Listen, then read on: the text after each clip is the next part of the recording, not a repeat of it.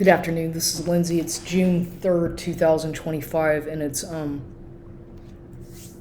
Tuesday. And I have to document, I just want to do a video about this bizarre gang stalking, mobbing, I guess more like character assassination or smear campaign is more about what's going on. Because it's actually, when you really watch these people and how they interact and what they do, it's quite amusing sometimes because I can clearly see that certain people are trying to get me to react or respond or at least pay attention to what they're doing. It's obvious. And this is going on at the this Gold's Gym over there on Walsham and Highway 78, the one I used to go to that I stopped going to for a while because of a lot of that conflict that was going on with this legal stuff, that probate thing, where I can assure you that during that time I was being exploited by this sibling of mine, this half sibling, as well as those attorneys and whatnot. They're just fucking taking advantage of me, trying to somebody I don't know, they obviously were trying to use me and exploit me in ways which I did not agree to, or that I was not being told what was going on. And I know that the bulk, I've talked about this before, seems like the majority of my harassment and whatnot and stalking and all this shit really started whenever I got to San Antonio with that will from Lita Bess Griffith, as well as especially after Alan died in 2023. And I had been going to the gym prior to that, obviously, Gold's Gym. I've been going there now for almost however long I've been living in San Antonio. So, I don't know, 8-9 years, long enough to get an idea of what the place is like. But nonetheless, it's obvious that when your intuition is in high gear and it kicks in and you're aware of everything going on around you, people can they can label that as being paranoid, or they can label it as being whatever you want. I label it as being hypersensitive and keen and cognizant of my surroundings. But people who don't understand what gang stalking is, who don't fucking understand the illegal surveillance and all the fucking stage setups and street theater and whatnot, don't understand that. So they call you paranoid and crazy and delusional if you go against the government gang stalking program. Okay? And I talk on and on and on about this because I'm a living example of what it's like to go through this every single day and survive this kind of attack, character assassination attack of a person for no reason other than certain people don't like you, or certain people don't understand you, or for whatever reason it is, or a legal dispute, such as in my case, and exposing certain people for what they've done to you. And that's just the way it is, because I can see through. They're fighting next to her, arguing really well. But I'm just saying, I just document things. I document things for my own intentions. And so here's an example of what happened yesterday. And I haven't even had time to make a video about it until now. And this is for my own documentation shit. Okay? Whenever you're a targeted individual or you're being abused by societal narcissism, clearly what they're doing is they're trying to find all your weak spots, right? Whether it be your insecurities or weak spots or things that they know that trigger you into getting angry or reacting. Whether it be emotionally, like crying, which that seldom happens to me anymore. Sometimes I find I used to cry a lot and get really upset and just beat it. I mean, yeah, I suffer from depression, but I don't cry every day. And if I do cry, it's just because of the way I am. I think about things that make me sad, and I'm very emotional. I've always been that way. And so these people find anything about you that makes you who you are, your personality traits, your qualities, your things about your appearance, whatever, and they will mock that, they will exploit that, and they will smear your name along with. Whenever you're involved with a narcissist, by the way, once again, here I'm reiterating this, the smear campaign with these individuals has already started the minute that person has walked through your door. The minute they've come into your life, they're already planning on the discard and planning how they're going to utilize you. And this is what these people do. And whenever you know that you're dealing with somebody who's a malignant, narcissistic, psychopath type personality, a histrionic, or whatever personality disorder that these people have, because I would say that narcissistic people are extremely dangerous people. They're basically either sociopaths or psychopaths. And most of them, if they're a psychopath, that means they were born that way, out of the womb. From whatever reason, they came out that way. They've been that way since childhood. They usually were child delinquents. They got into a lot of trouble as youths. Then they started to demonstrate their psychopathic behaviors as a child and a youth because they would always get in trouble. They had disciplinary issues. They would get in trouble for petty crime. They probably spent time in jail, rehab, things like that. Or they have a criminal record that goes way back to their childhood, okay? And those are usually characteristics of what a psychopath is in society. Always look at their childhood. Always look at the way, were they a child of adultery? Were they born from wedlock? Was it the curse of the bastard? Because these things all tie into place, all come into play when you're involved with somebody who's a narcissistic psychopath controlling person, because for them it's all about power and control, manipulation, power and control. And that is what their whole world revolves around, is how they're going to have control over people, how they're going to have control over you, and how they can keep on luring you back into their deceitful ways, even though the relationship ended, even though you no longer want to have anything to do with them, and you realize who they are and what they're about, and they're stealing your light, they're stealing your energy. That doesn't matter, because these people treat human beings like commodity, like objects. You're nothing but somebody who they can play around with, get tired of, and then throw back in the cabinet for a later time, or the pantry or whatever. Whenever they get bored, you have a shelf life. With narcissistic people, there's an expiration date. There's always going to be an expiration date. These relationships are fake. They're superficial. They're based on things such as only about superficial things based on appearance, what you can do for them at the time, and how you're going to do it. And this is what's so insidious about these kinds of things, is you don't realize what's going on, or you do, but you're in denial about it because you think, oh, this is too good to be true. This person has all the qualities that you want. They're charming. They dress well. They have a job. They even have a car. Nowadays, wow, you have a vehicle. You have a driver's license. Okay, you have a job. These things are important, because nowadays there's people who don't have a driver's license because of drunk driving, or they got their license suspended. They don't have a job. Or, I get it, everybody struggles, and maybe you're going through an unemployment time, but I'm saying that there's a lot of people out there who take advantage of other people because you might have a house, your own property, or a house, you have a car.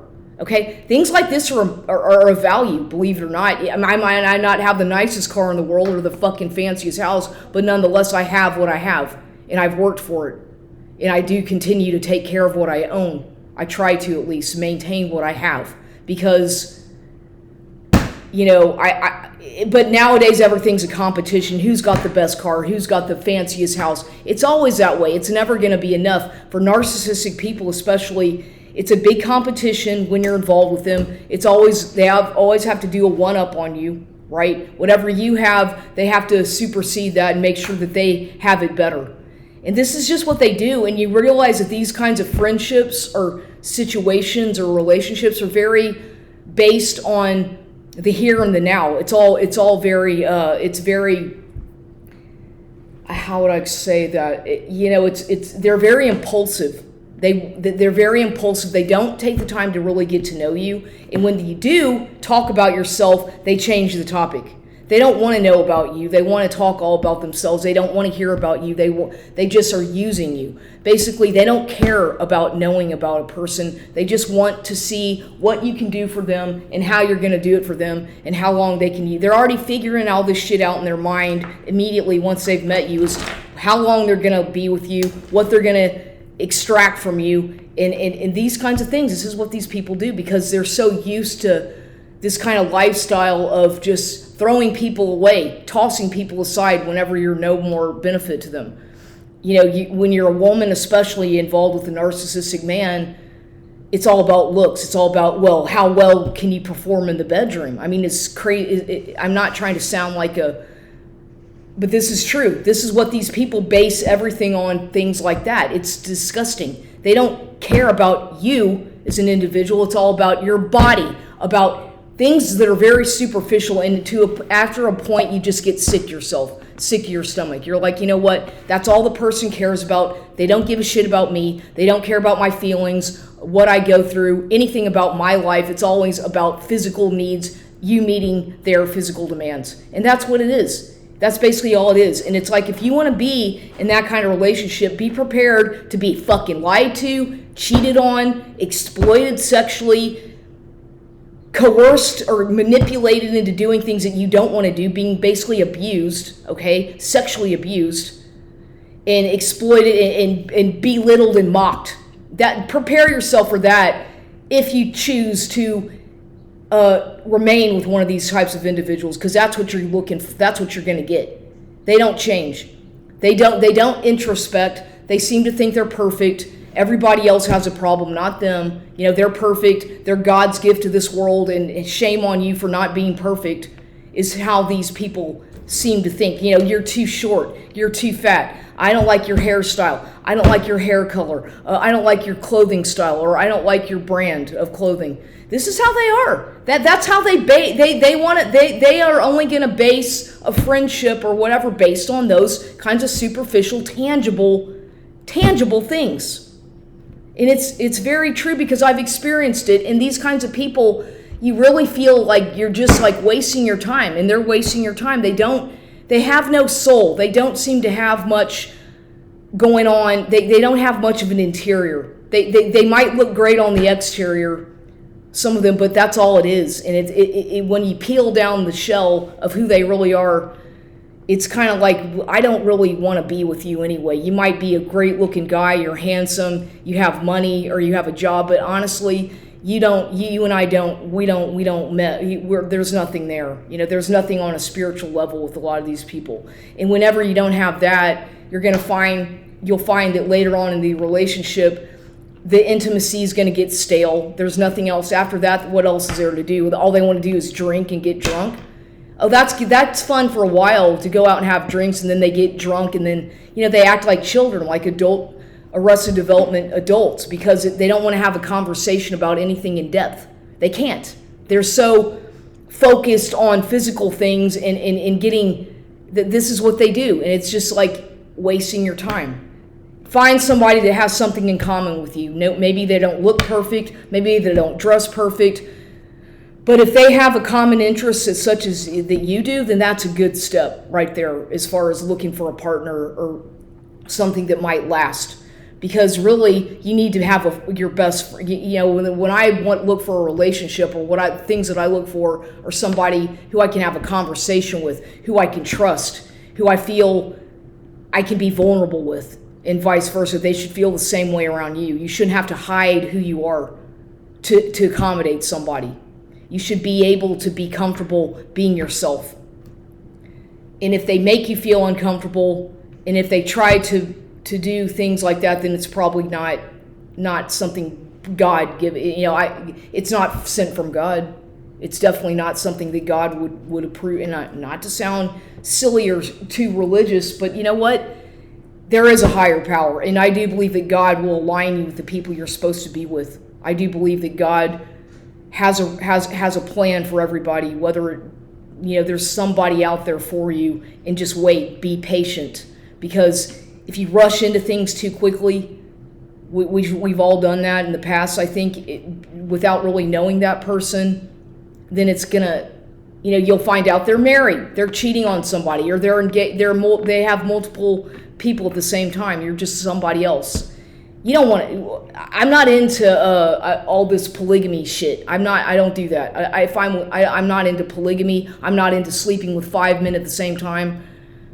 I can't do that because I respect myself. But if that's what people do, if that's the lifestyle of some people, so be it. I just know that at my age, in my experience, that does nothing for me but creates more stress and anxiety and problems in my life. And I don't need that anymore in my life. So with that being said, some strange stuff was happening at the gym today, kind of, sort of. So yesterday, here's what happened yesterday, and this is from my own documentation. It doesn't, I don't I don't think I'll post this on YouTube. If I do, I might put it on private. I don't know. But I have to document these things. Because I order, and once again, here's an example of how a narcissist wants to shame you. They know that you like to, if you're a woman, you like to buy hair pieces or whatever. They're gonna, this guy, this dude, this fucking Luis, let's just call him Mr. Luis, who I was involved with, this more narcissistic guy who was all about controlling my image and whatnot, my body, for the past 2 years, 2.5 years, whatever, however long. And I don't know who the fuck he really is. Maybe he's a fucking I do not know. I don't know, and I honestly don't care. But I have to talk about this because this happened yesterday.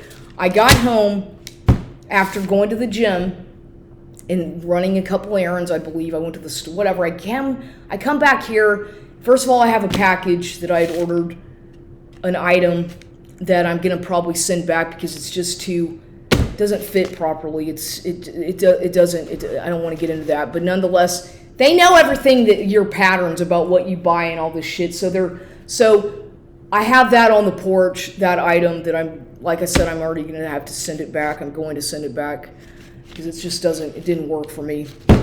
It's for different reasons. I don't know. It was a wig. Yeah, I do wear wigs sometimes, or hair pieces. Big fucking deal, and I'm open about that. Yes, I do often wear hair pieces and play around with my hair. But this one didn't work. It just didn't. I don't think not to wear. Nonetheless, I'm going to send it back. And it was already, come to find out, I purchased it on eBay, and it's a Paula Young item. And it said that it had not been worn. To me, it definitely has been worn. It had been used. It was not, it definitely for sure. But whatever. I'm sending it back. It just didn't work out. I tried it on, and I was like, no, I don't think this is, I played around with it. No. But anyway, so I get home, and that package had been delivered. And then there's a note on my door, on the actual door, the front door, not on the gate, but the door. And I'm like, okay. And whenever this person, this Mr. Valdez, shall I call him, whatever, leaves me notes, he'll do it on like a bank deposit. You know, a Frost bank deposit slip. Okay, I'm like, okay, I haven't talked to this guy now. I changed my number again. He doesn't have my new number. I haven't seen him or talked to him in at least 2 weeks. Nothing. I haven't heard from him. He hasn't tried to come by. It's, you know, that's called, you know, so this is once again the hoovering thing that they're doing. He's hoovering me because whatever's going on with whoever he's been involved with, he's getting tired of that, so he thinks that he can just come on back to Lindsay because Lindsay is so loyal, and you know I'm gonna disappear for a couple weeks, and he doesn't seem to understand that I'm not an object, that's not the way I operate. Okay, I'm not just somebody you can fucking come and go whenever you want to get what you want. But that's how they think. This is an example of how narcissistic people treat people like objects. Like I'm just here to serve him. Well, sir, what am I getting out of this relationship, by the way? I didn't get anything out of it. It's not like the guy fucking helps pay my bills. He never does anything, ever, that I can't do myself, that I haven't been doing myself. He doesn't help me at all. He doesn't. And it's like, oh, buying a few drinks here and there. I don't even really fucking want to drink alcohol. And it was always his idea to go to these fucking bars anyway. It's all of a sudden he just wants to fucking drink, and go to the fucking bar. It's like, no. You know what? I don't want to start doing that shit because going out with him in public, all he wants to do is try to make me feel bad, comparing me to other women, staring at other women, fucking flirting. It's like, I don't fucking need that shit. That's why I'm alone, and that's why I don't really like to go out to fucking bars that much, because these people, when they have an alcohol problem, they're always going to try to triangulate you, whether it be with the waitress, whether it be with the customer, and he was already doing that. He's been doing that from the minute I met him with people he fucking works with his ex-girlfriend, his ex-wife. Dude, it's like they never get over their exes. Look, I've had the problem where I've had ex people stalk me in the past, and get the fuck out. I'm not gonna ever go back to an ex. That's it. I will not go back to an ex, especially if it ended bad or they discarded me for no fucking reason. No, that's over. That ended for a reason. I'm not going back to somebody from my past like that. There's why would I want to do that? If it ended amicably, even years ago, possibly, but honestly, I'm not interested in going back to an ex. I just don't. I'm not looking to get back with an ex, but these narcissistic people are always recycling their exes, and they hook up with their exes over and over again. They go away for a couple months or a few weeks, whatever, and then get back with so and so. That's what they do. This is what they do. They just shuffle people around like toys and throw them away when they get sick of them, and then disappear and come back, disappear, come back. That's called hoovering.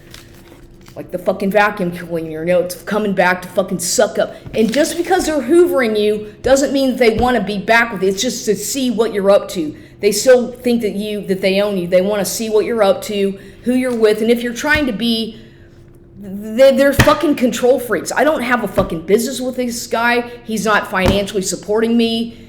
I don't own any property with him. I'm sure as a fuck not married to him. I didn't sign a contract with him. There's no fucking soul contract there. So what does he want with me? When he knows good and well how badly things ended up and how horribly he treated me and how he degraded and mocked me, does he really, and cheated on me and lied to me about that over and over again, does he really think that I'm gonna just like, I'm gonna call him right now and give him my new phone number? No. And this was all done intentional. This was vindictive. What he did yesterday was just meant to fuck with me. Just to make me feel insecure is what he's trying to do. So I'm gonna read the fucking note. I'll read the fucking note. Because this is crazy. This is an example of what these narcissistic people do. This is dated 6/2/25. Hello, good afternoon, and it's 10 a.m., but he's saying good afternoon. Well, do you not fucking know that it's not in the afternoon, it's 10 a.m., so hello, good afternoon, how are you, Lindsay? I came by today, I miss you very much, BBY, he can't even write the word baby. I told him don't ever fucking call me baby. Don't call me that shit. Don't call me baby. I came by today. I miss you very much, baby. I guess you changed your number. Please call me or text me your new number. I miss you very much, Lindsay. I want to see you today, BBY, baby. Well, okay, that was yesterday, and it's like, I guess, did he do this on his way to work or something? Does he even fucking work there anymore? I have no idea. This guy's such a liar. Everything he lies about. I want to see you today, baby. I miss your company. I haven't heard from you. Yours truly, Louis V. And then heart XOOO. Really? Are you fucking kidding me? I mean, what? I'm just saying, see how they hoover after like I haven't talked to him in a couple weeks. I didn't give him my new number, and it's like, what in the world is this about? I'm just saying. See, he does it on a bank, on a bank statement, or a fucking bank withdrawal thing, for one, which is like, okay, so in other words, are you trying to buy me? Are you trying to let me know that like you have money, or that you have a bank account at Frost Bank? And I already know that you have. I don't fucking know how much money. I have no idea how much money this guy is worth, or what. I have no fucking clue. I do not know, but I know that he wants to control my money, what little I have that I inherit. He wants to control my life. He seems to think that I'm somebody that he can exploit, not only sexually, but financially.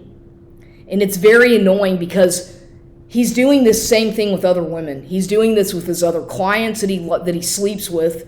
It's almost like this guy is like a fucking male prostitute. I'm sorry, but I don't know what to think about this guy. He's a liar, and I know that he lies. And I kept letting him back into my house over and over again, knowing good and well that he was fucking lying to me to my face every time I'd ask him, so Louis, how many women have you been intimate with since you have been in my fucking house and in my bed? Oh, nobody. You're the only one, I swear to. Oh, really? They lie. I found that, they lie.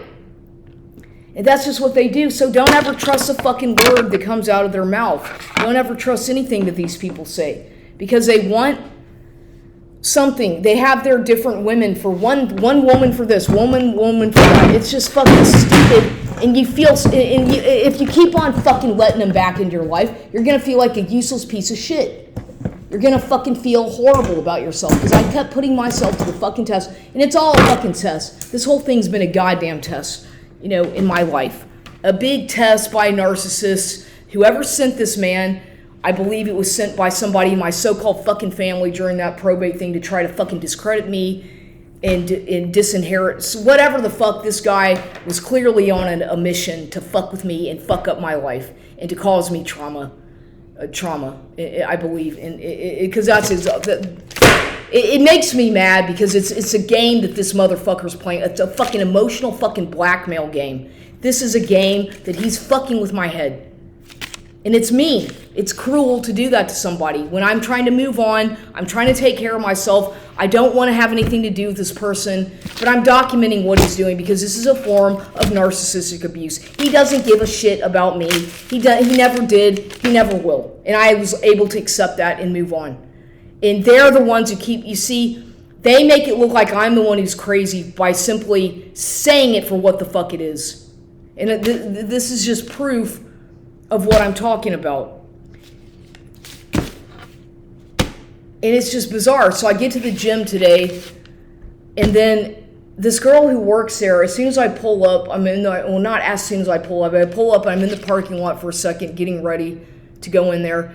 And then this car pulls up kind of diagonally to mine, facing mine, and I watched the woman get out, and I was like, oh, I think that's a lady who works at the front desk. Her name is Andrea, it's either Andrea or Andrea. I don't remember what her first name. I think it's Andrea or Andrea. She's a really tall, pretty lady. I mean, she's a good-looking woman. She has, perfect hair. She's an attractive lady young lady that works at the front desk. And that's all I know about her. I don't know I've seen her, she's been working there for quite a while now, and she works behind the front desk, and I don't know her. I don't know her at all very well, but she was getting out of her car when I was getting out of my car, and then she did her workout, did a little bit of a workout, and then whatever she does, and she got on a treadmill, and she does other stuff, and then I guess after that, she was behind the front desk. When I left, by the time I left, she was already, I'm there for like 3.5 hours every day. But so she was there. I didn't see any other employees today. I talked to a nice girl the other day who's a personal trainer. I met her, and that was for the first time, talked to her, and her name is, what's her first name? Oh, fuck, what's her name? Brianna is her first name. She works there as a personal trainer. She's really nice. I mean, she was nice. And we were talking about tattoos. She has a tattoo that I was asking her about. And so that's it. Other than that, I don't really know any of these people that well. I just kind of, how are you doing? And small talk like that. But this other girl who works there, she's been there for, I guess, a while now, it seems like. And so she's there. I haven't seen the manager dude lately, unless there's a guy who I noticed it was new the other day. Unless that's the manager and he cut his beard off or something, but the manager, I haven't seen him lately, or any of the managers. I don't know, maybe they're on vacation or whatever, but I don't know what's going on there. Some strange stuff seems to be going on there, and the manager guy, what's his name, Vincent or something? Vincent, I haven't seen him at all lately. But I don't know. But he still has a business card there, so I imagine he's still the manager. So that's it. And I haven't seen... I think I did... I think that girl, what's her name, still works there. The one who does these Zumba classes. What's her name? She's friendly. Annette. She's really friendly and all that, but... I don't know. So there's Andrea, I think is her name. The girl, the brunette, the pretty girl, tall. She's real tall, long hair. a pretty girl, a really pretty lady. I don't know what her name, Andrea, whatever. She still works there. Other than that, I don't know. Some of these people, they change the employees all the time, it seems like. The janitor lady is still there. The same lady, Alicia, still working there. Other than that, I think the other personal trainer, that guy, there's a guy who's a personal trainer, I don't know his name, is a little Hispanic guy, a Hispanic, kind of short-statured Hispanic guy. I think he's still there. Other than that, I do not know who else is working there. But so that I like that place because I can focus. I enjoy going there because I feel like I can really focus more and I don't feel as distracted, even though it's kind of boring, the environment. I mean, I don't fit into any fucking environment, but nonetheless, I still feel comfortable going there, even though these people hate me, probably. I don't fucking care. There's nice and good people everywhere you go. That's always the way it's going to be. But, you know, there's good, decent people there. There seems to be some people who might not be, but I just, whatever, don't let it get to me. It's the way you have to live life. If you want to go to the fucking gym, you have to deal with shit like that and just don't let it get to you.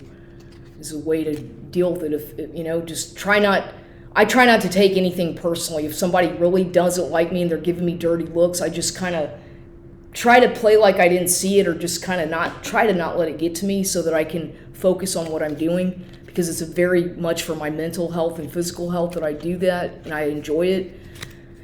And that's the way you have to do it, because that's what I don't have a choice. I don't have a choice. And I'm just saying, anyway. So I have a fucking bumper sticker on my car that, I mean, yes, I believe in the Constitution. I believe in freedom of religion and freedom of speech and freedom of expression. But I have some antiquated Federalist thing on my bumper sticker, something about Thomas Jefferson, who I guess he was a Freemason. Obviously he's a Freemason. And it's like, maybe I should take the fucking sticker off, because I believe in the Constitution, but I don't necessarily. I'm not a Freemason by any means, and I'm not a Federalist, obviously. And I believe these people. I don't fucking know. You know, my mind is so fucking all over the place anyway. I don't let a bumper sticker define me. I don't let anything define me. I'm just all over the fucking place with my beliefs, with who I am, everything. I really don't think it's possible to put myself in one little category. There's no fucking way, because I'm too interested in too many things. And that's just how I am. But, I respect this Constitution. I respect certain Freemasons or whatever, but you know, the times have changed. Obviously, that's very antiquated. A lot of the verbiage in the Constitution, and nobody gives a shit about that stuff anymore. I don't even think that it even exists. Nobody cares. It's been basically null and void for God knows how many years. But I guess I still have a bit of an antediluvial mindset where I kind of like things. I respect history a lot. I love history, and I like researching certain people who had influence. But anyway, and then I get to my car, and this is and I drove all the way home with it on my fucking windshield because I didn't notice it till I was at a fucking stoplight. I'm like, I'm not gonna open the fucking car door and try to get that thing off. I'm getting an accident or something's gonna fucking happen. So I was like, I'll just try to drive carefully and see if it stays on the whole fucking way home. And it did. It stayed there on the windshield. And by the time I got home, I was like, okay, what is that? And once again, it's a barber shop. When I first started going there, they put a King barber shop thing on my thing. A King's barber shop. Whatever. This one says it's at 9160 Farm to Market Road, Converse, Texas. Alfaro Barber Shop. I haven't heard of this one before. Did they change the name of that one that was over there? Maybe they changed the name of the other one that was called, I think it was called King's or something. In that same shopping strip is a, Gold's Gym. But nonetheless, I got that one. Well, I don't need to go get. Is that meant to mock me? I mean, somebody did that to fuck with me because I guess, see, here we go. It's about the hair and about grooming and all. You see all the coincidences, but they're not coincidences. All the synchronicities about. Is that, is it an insult or a compliment or what? You know how this all the mixed signals that people do to try to fuck with you, especially when you're a targeted person. I don't know what to think about this, but nonetheless, I'll keep this one for a souvenir as well. I think I finally did away with a lot of the other little souvenirs that I've collected over the years, business cards and whatnot. Sometimes I just have to fucking clean shit out and throw things away, and I don't even know what I save or keep. But interesting, Alfaro.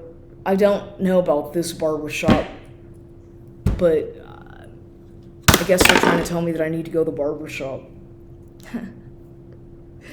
Okay, whatever. So that's that, and that's the end of the video.